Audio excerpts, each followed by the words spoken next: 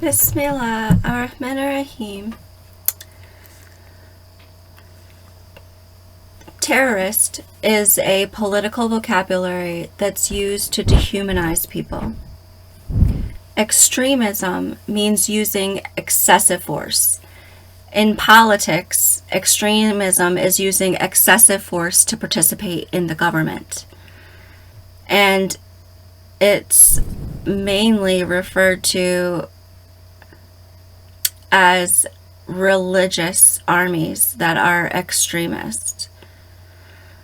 The Ayatollah Khomeini's Revolutionary Party was considered an extremist. They burned a movie theater to the ground with people inside of it. Now they are not terrorists. They are representing a sovereign country. The Lebanese and the Palestinians have been dehumanized by use of extremism. Now the Taliban are fully operating the government institutions of Afghanistan. Does this mean the government of Afghanistan is terrorist? Or does this mean the Taliban are no longer terrorists?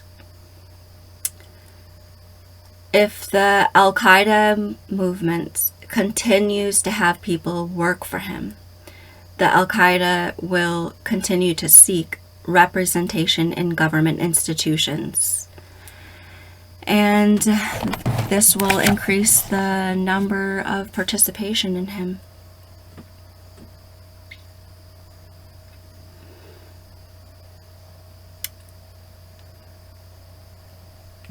Have you ever stood next to an airliner that can hold 200 people? It's a cylinder that's light enough to use a fuel and rocket propulsion to lift itself into the air. Have you ever stood next to the Burj Khalifa? Or have you ever stood next to the Twin Towers that were destroyed on 9/11 of 2001? If you could stand next to a jetliner that's capable of flight, and if you could stand next to the Twin Towers, 110-story buildings, steel reinforced concrete, if you put them together, you can feel the difference in them. You can feel the difference of the strength in the airliner to the Burj Khalifa. So the act of 9/11, 2001 was something that no ordinary person could do.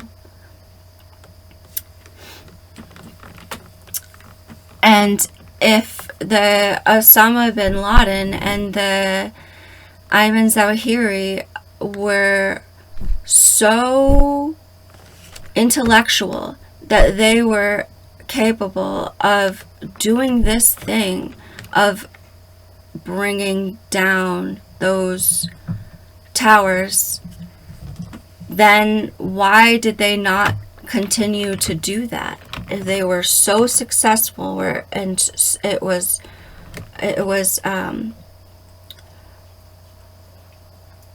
such a powerful way of attacking, then why did they not continue to use that same expertise that they had?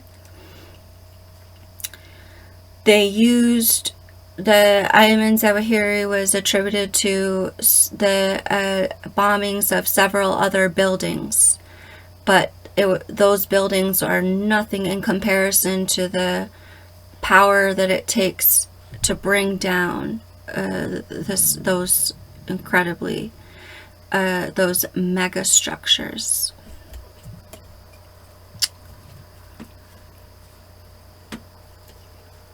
So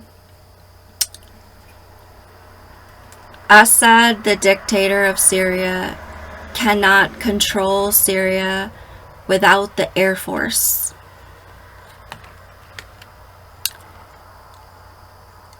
Assad used extremist ways to deal with the protest, and then he used an extremist way to deal with the rebellion.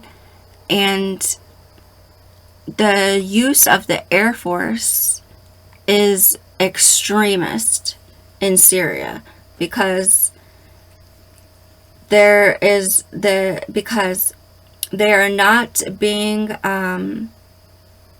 there is no offensive on Damascus, and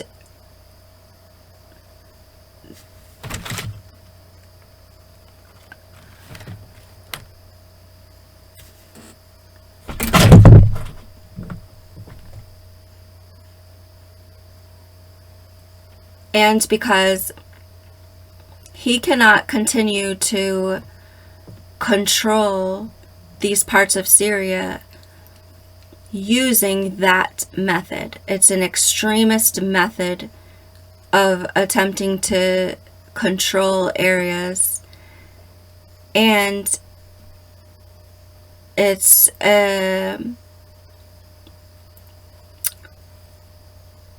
using an extremism as a way of participating in government.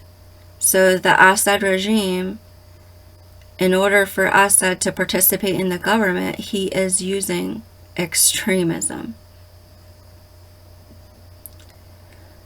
The Syrian people needed a place where they don't have to fear being attacked and killed. And they have they have fled Assad. 4.5 million people from Syria, 5 million people from Syria walked to Europe. And 2.5 million people are living in the no-fly zone of Idlib. And Idlib is a place where the Syrian people, 2.5 million of them, feel that who are camping, feel that it's safer to be here and live in and do the camping, living in a tent, than to go back into areas under Assad's control. So they fear attack, and he is using extremist methods, and the only no-fly zone is Idlib, and he is unrelenting in his offense and trying to degrade the defense of that city.